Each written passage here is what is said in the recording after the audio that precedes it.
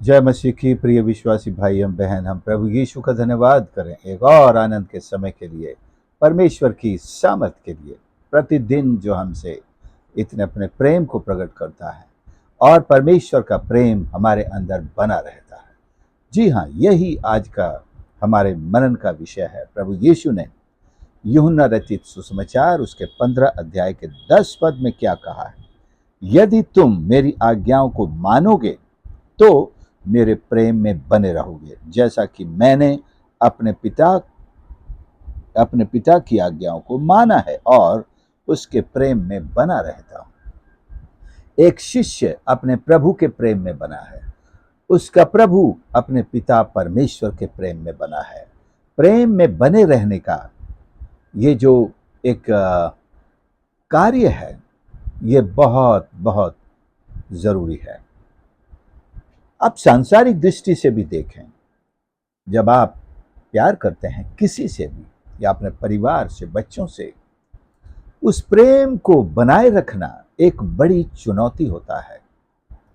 पति पत्नी के बीच का हो, माता पिता का प्रेम हो, दोस्तों के बीच हो, इस प्रेम को बनाए रखना एक बड़ी चुनौती होता है।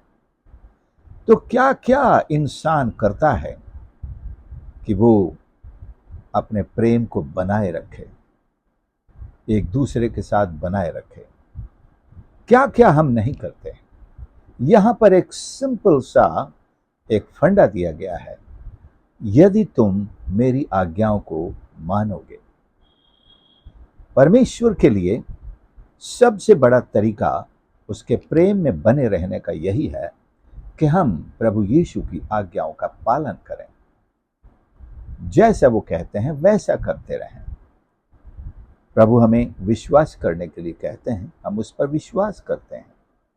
प्रभु हमें प्रार्थना करने के लिए कहते हैं, हम प्रार्थना करते हैं, प्रार्थना में बने रहते हैं, अपने विश्वास में बने रहते हैं।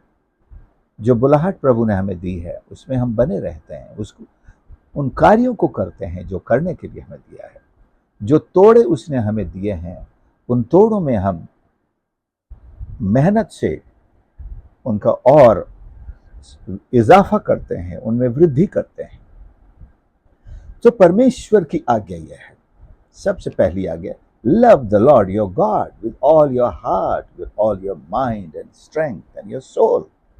तू अपने प्रभु, अपने परमेश्वर से अपने पूरे हृदय से, पूरी शक्ति से, पूरे प्राण के साथ प्यार कर। ये पहली आज्ञा है। पहला तो मनुष्य को परमेश्वर से प्रेम करने का कि ये आज्ञा है। यदि आप परमेश्वर की संतान अपने आप को मानते हैं तो आपको परमेश्वर से प्यार करना ही होगा। दूसरे उन्होंने ये भी कहा कि मनुष्य को भी, जब पड़ोसी शब्द इस्तेमाल हुआ है, तो हर इंसान को हम अपना पड़ोसी समझेंगे तो ही प्यार कर सकेंगे, नहीं तो हम नहीं जानते कौन है। जब हम उसे पड़ोसी की नजर से देखेंगे तब हमारी जिम्मेदारियां जागेंगी कि मुझे पड़ोसी की मदद करनी है, पड़ोसी से भी प्यार। तो कुछ पड़ोसी के प्रति भी जिम्मेदारियां हैं जिन्हें हमें उतनी ही गंभीरता के साथ निभाना है। उसमें भी परमेश्वर का प्यार झलकना चाहिए, क्योंकि परमेश्वर वहां भी देखना चाहते, यदि तुम मुझसे प्यार करते हो तो अपने पड़ोसी से भी करके दिखाओ। पड़ोसी सिर्फ घर के बाहर ही नहीं होते हैं, प्यार तो घर से आरंभ होता है, लेकिन कई बार घर के लोग भी बाहर जैसे हो जाते हैं, बाहर वालों जैसे हो जाते हैं। यहां तक हम पड़ोसी से तो बात कर लेते हैं, घर के अंदर बात नहीं होती है। कई बार ऐसे भी परिवारों में लोग रहते हैं जो बाहर वालों से तो बहुत अच्छे आनंद के साथ बात करते हैं, लेकिन घर के अंदर उनकी बातचीत अपनों ही से नहीं होती है। कई बार उनसे भी नहीं होती जिनके साथ वो एक बिस्तर पर सोते हैं या एक सोफे में एक साथ बैठते हैं। हमने चर्चेज में भी देखा, एक ही बेंच पर बैठते हैं लेकिन आपस में बात नहीं करते। हाँ, आराधना के समय बात करना मना होता है, लेकिन उनमें तो आपस में ग्रीटिंग्स भी नहीं होती हैं। क्या है? क्या वहां परमेश्वर का प्रेम है? लोग चर्च भी आते हैं, लेकिन आराधना भी करते हैं, आपके साथ गीत भी गाएंगे, हाथ भी उठाएंगे, ऑफरिंग भी डालेंगे।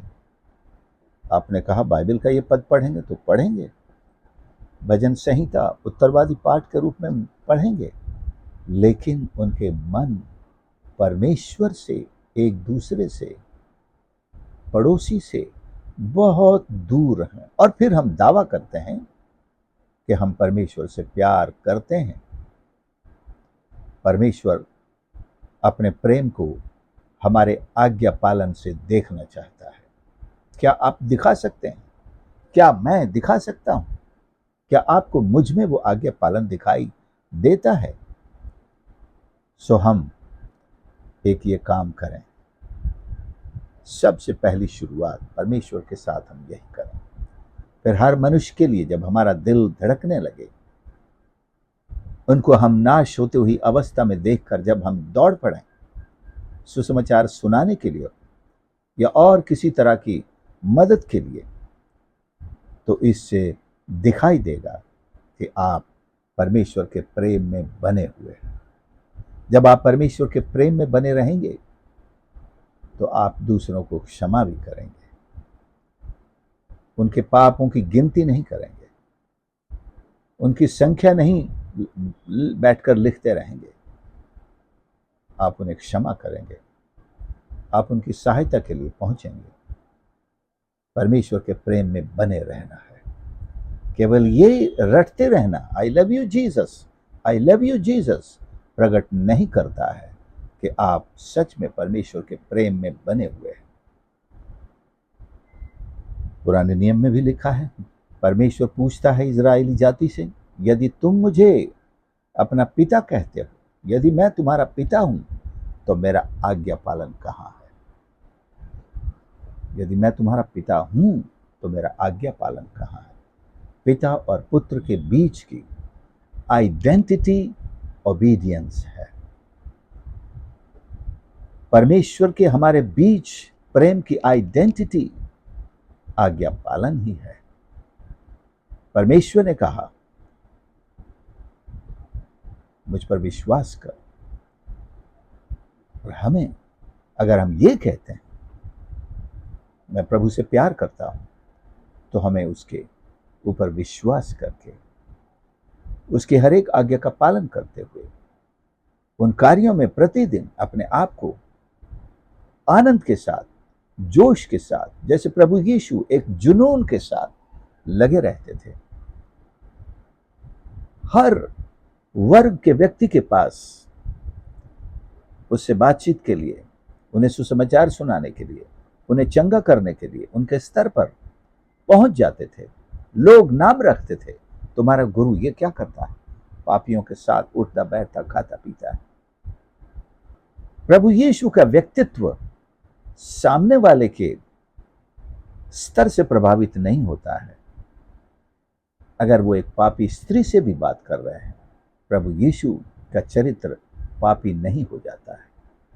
हालांकि देखने वालों ने यही इल्जाम लगाए, पापियों के साथ बैठा, ये भी पापी है, ऐसे लोगों के साथ खाता, देखो देखो स्त्री से बात कर रहा है, वो भी पापी स्त्री से बात कर रहा है, देखो।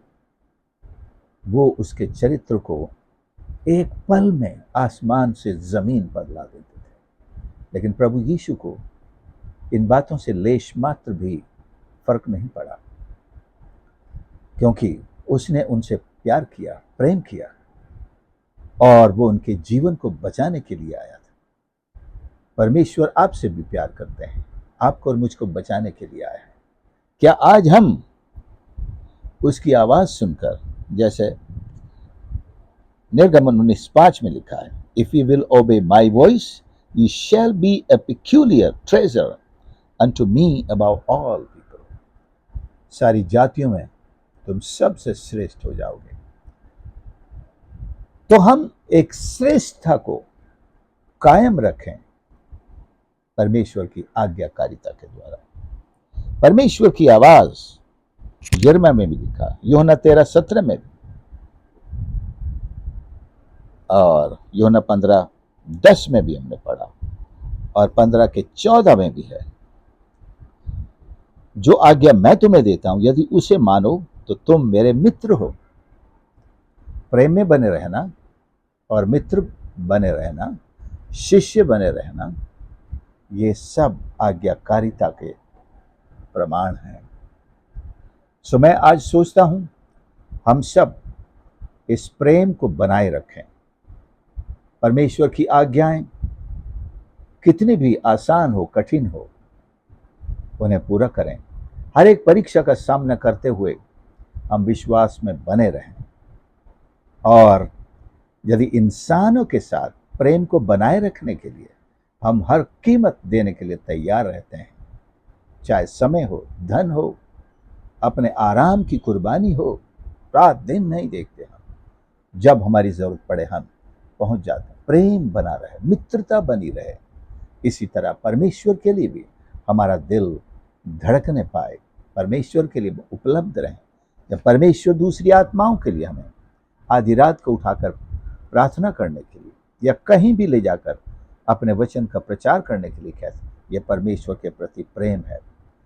वरना बहुत से लोग कहते नहीं, मुझसे नहीं, आज नहीं।